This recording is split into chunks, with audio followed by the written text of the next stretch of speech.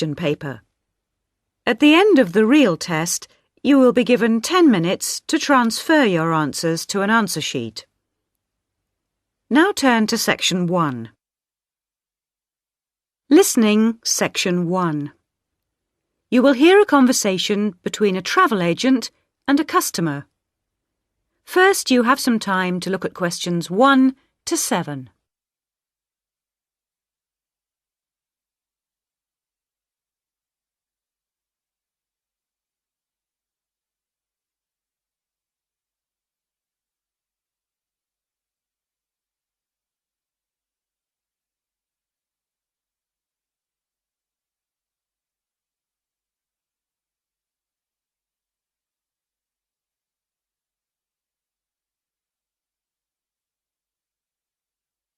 You will see that there is an example that has been done for you.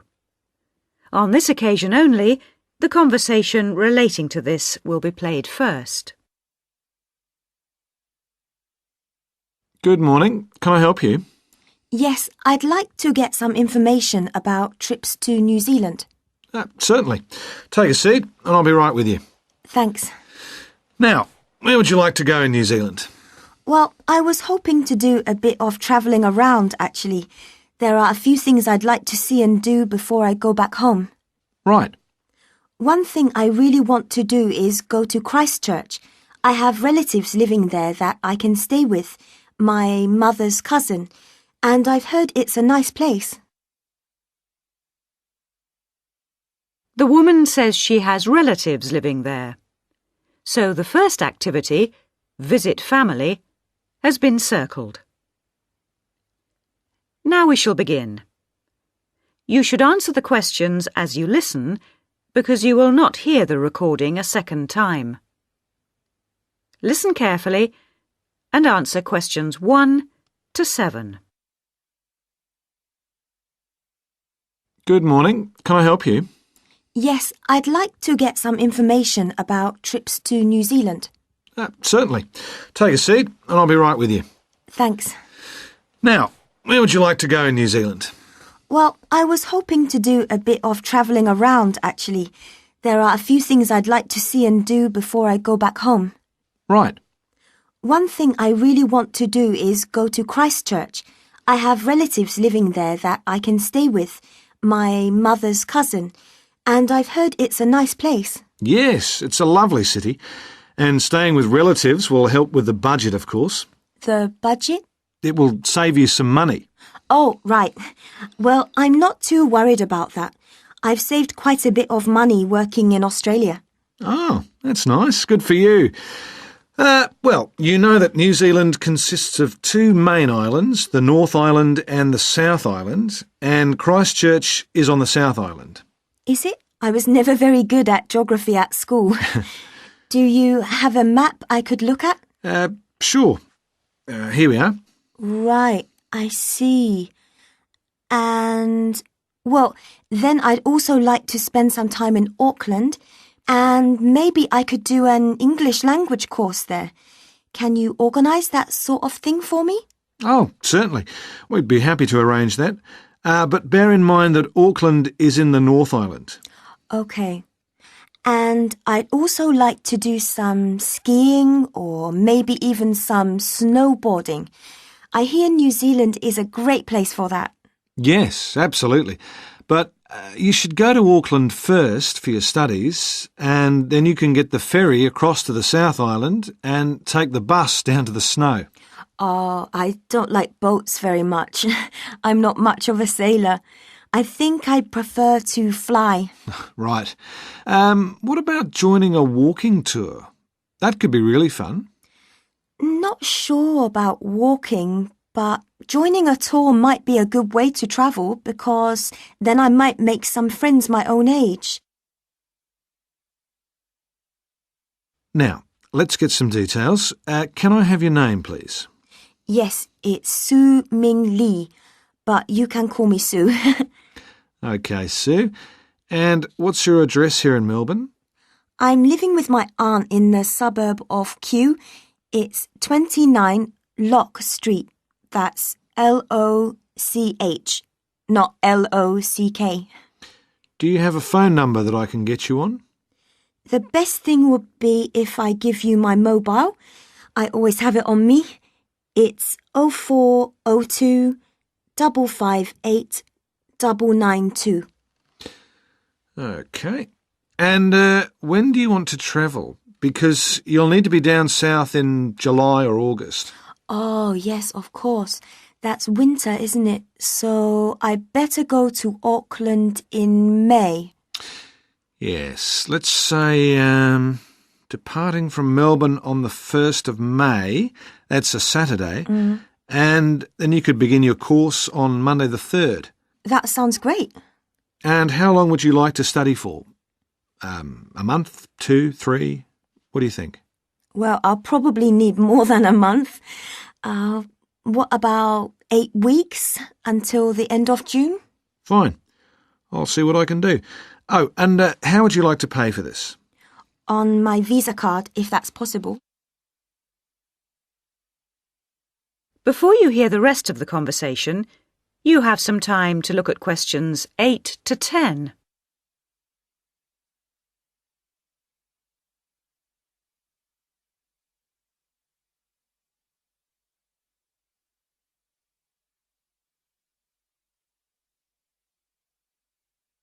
Now listen and answer questions 8 to 10. Hello, Sue. It's Angelo from Cosmos Travel here. I've booked your flight and I've found you an English college called the Harbour Language Centre. Great. Where exactly is that? Well, have you got that little map I gave you yesterday? Yes? You see where the harbour is with the 3 wharves and the water? Yes. Got that? OK, there are 2 parallel streets. Quay Street, that's Quay, and Customs Street. The building where the college is located is on Quay Street, opposite Prince's Wharf. Right. Got it. And what about accommodation? Well, I've booked you into a hotel for the first 3 nights, and then the accommodation officer will find you a family to live with. Good. And where's the hotel? It's a short walk from the college, on the corner of Queen Street and City Road. Which corner exactly?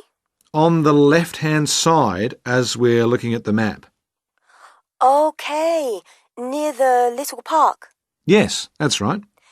And what about a good bookshop? I'm going to need to buy a dictionary and some English books. Yes, well, I believe there's a really good language bookshop on the corner of Customs Street and Queen Street. It's near the college, so that's pretty convenient. Thank you so much. You've been really helpful. That is the end of section 1. You now have half a minute to check your answers.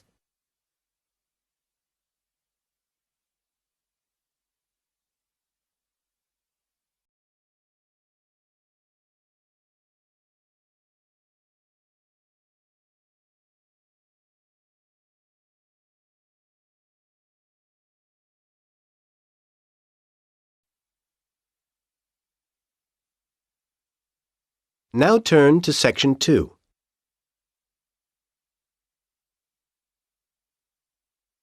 Section 2. You will hear part of a local radio program in which the head of the Park Arts Center is interviewed about events that are going to be held at the center. First, you have some time to look at questions 11 to 20.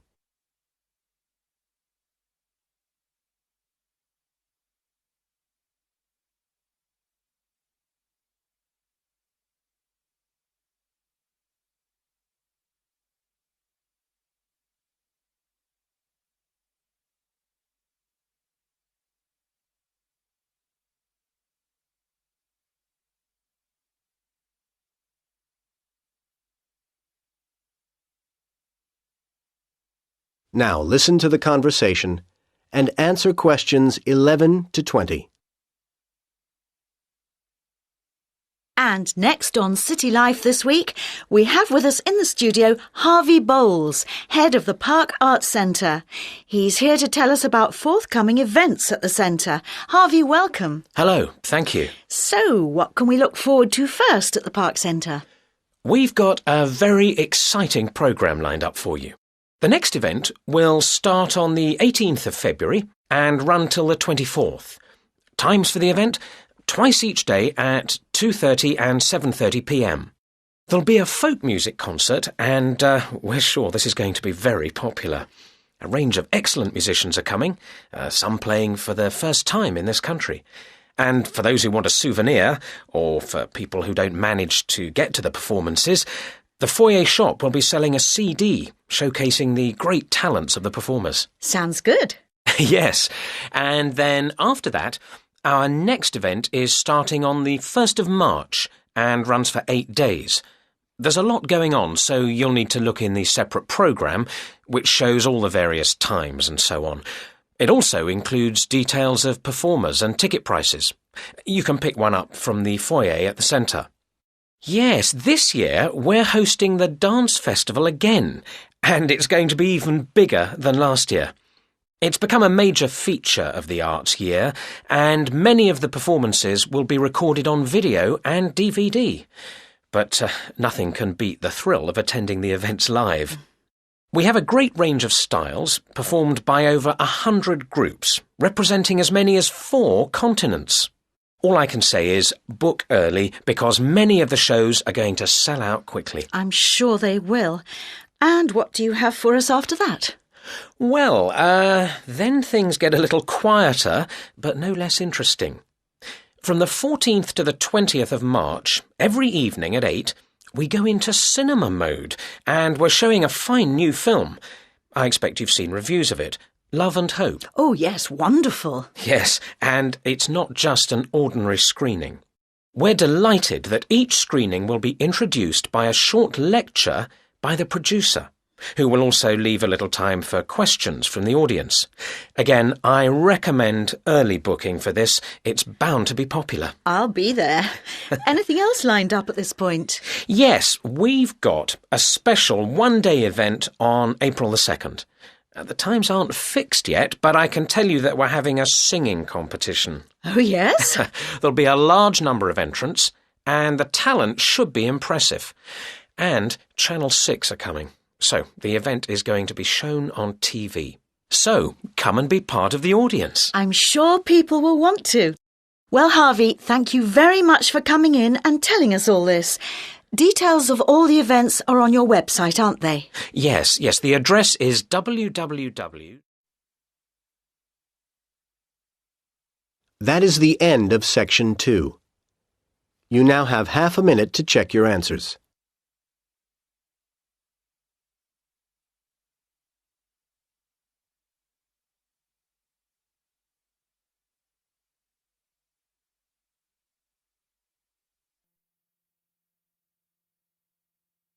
Test 4, Section 3. You will hear a student, Alex, asking his tutor for advice about essay writing. You now have 30 seconds to read questions 21 to 27.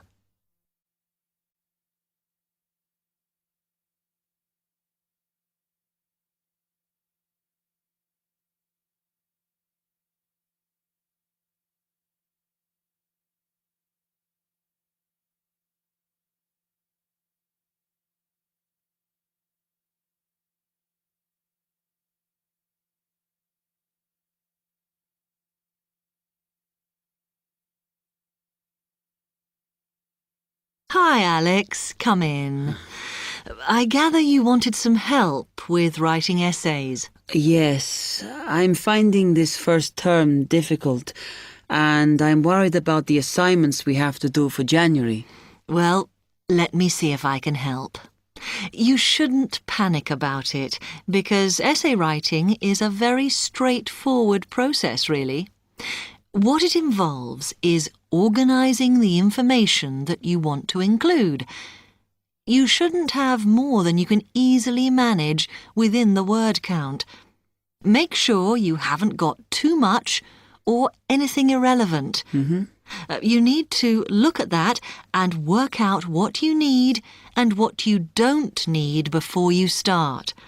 And then you just have to think about how you're going to put forward your argument. That sounds very straightforward when you put it like that. But I'm worried I haven't got the necessary skills for writing an effective essay because English is my second language. Well, perhaps you misunderstand the skills you need. You need to be able to analyse your data, and then I would say the skills of interpretation and expressing yourself are important. Perhaps it's this last one that bothers you, but the more essays you write, the more you will develop these skills. Yes, and I don't quite know how to improve at that.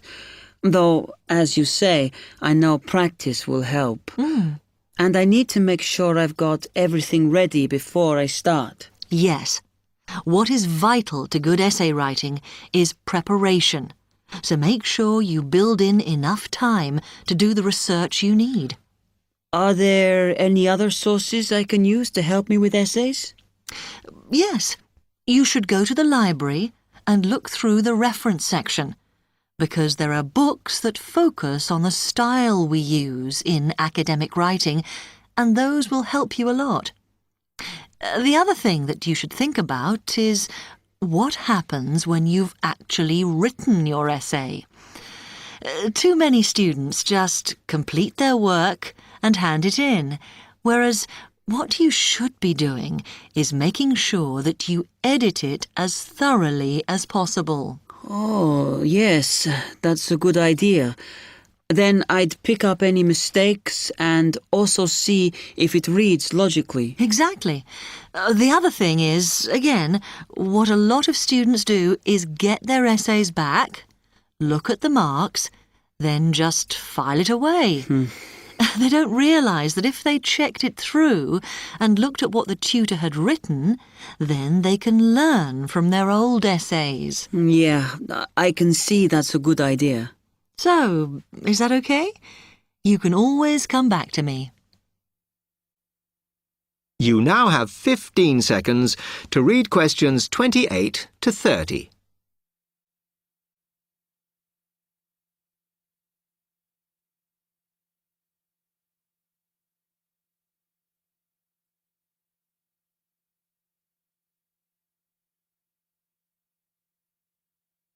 Actually, there were a couple of other things I wanted to ask you about essay writing. I had a few thoughts of my own about what I should do, such as really taking good notes when I'm reading, because that helps, doesn't it? I think it improves your knowledge rather than your actual writing. But one tip I can give you is to try and not read too much.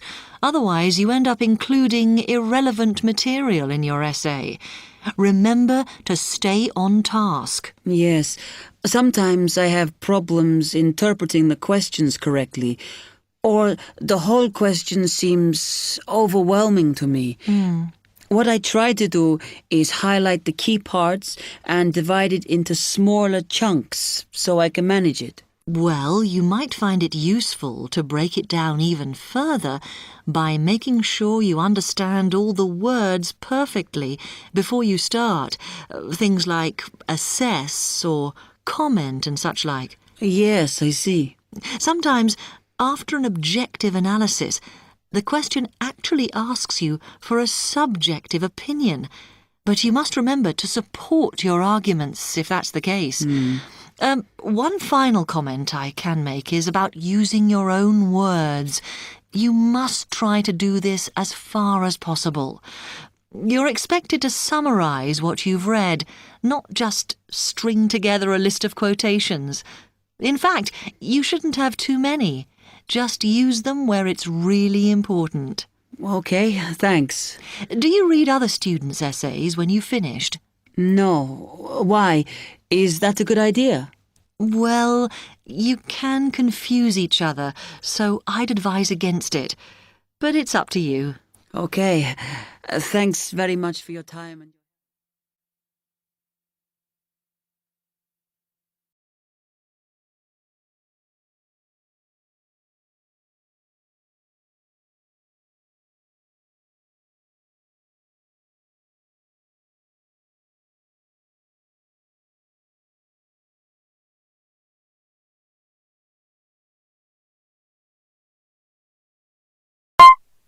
You will hear the beginning of a lecture about turkey farming. First, you have some time to look at questions 31 to 40.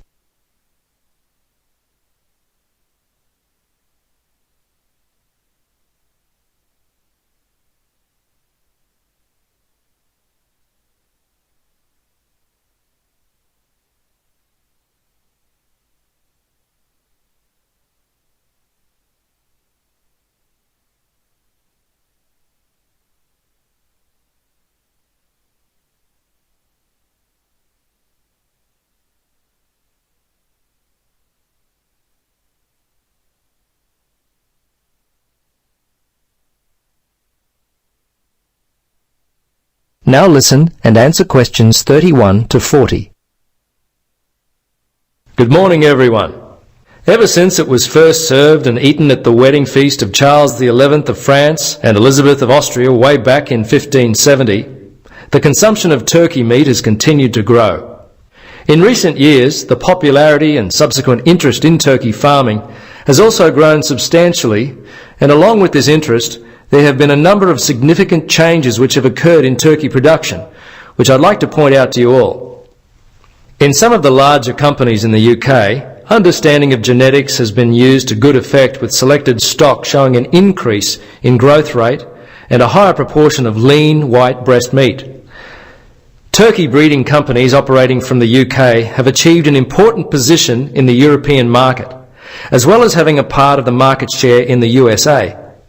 Knowledge of the nutrient requirements of turkeys has also advanced, and diets to exploit the genetic potential for rapid growth have been formulated with great precision. Canada and North America have led the way in this area. Different feeding strategies are employed within the industry to control the nutrient intake of breeder flocks. These management techniques usually involve limiting the availability of feed, especially to the older males. The intention is to slow down growth rate, thus reducing the likelihood of leg disorders and to maximise breeder production. Throughout the world, the most serious infectious diseases that have impacted upon turkey health are now almost entirely controlled due to improvements in site hygiene and the introduction of live and killed vaccines.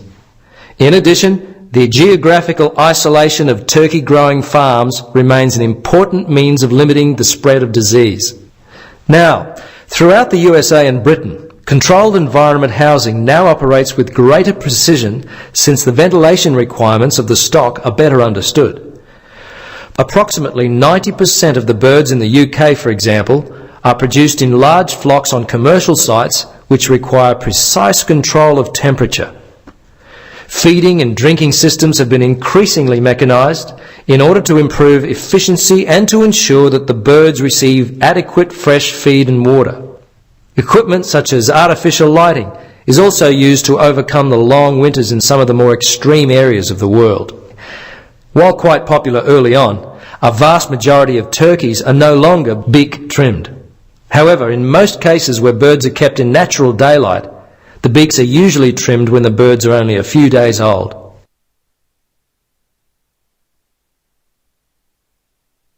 Now, the turkey industry can be divided into three main categories: primary breeders, breeders, and producers. The primary breeders maintain and develop the quality of the genetic stock within the population by selection of the most suitable individuals. Primary breeders sell parent stock to breeders either as hatching eggs or as turkey chicks, which, by the way, are commonly referred to as poults. General characteristics that are important to the health and welfare of the birds are taken into account in breeding. Things such as the ability of the birds to walk without difficulty, reproductive ability, growth and conformation are all key considerations for breeders. Breeders multiply their growing stock by mating parents bought from the primary breeder. A breeder rears the male and female parents from hatching eggs or poults, selecting the best of them to go on to produce fertile eggs from which the growing stock will be hatched. Breeders sell commercial growing stock.